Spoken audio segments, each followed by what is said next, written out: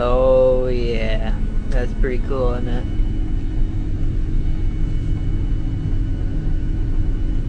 Almost 500 bushels worth of beans.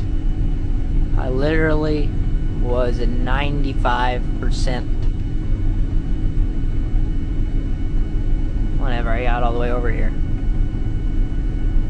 Kind of been blending them a little bit.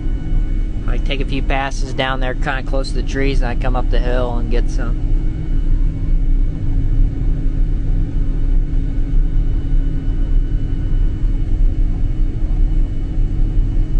Do I really need to blend them? Not really, because me and Jared are both running, but meh.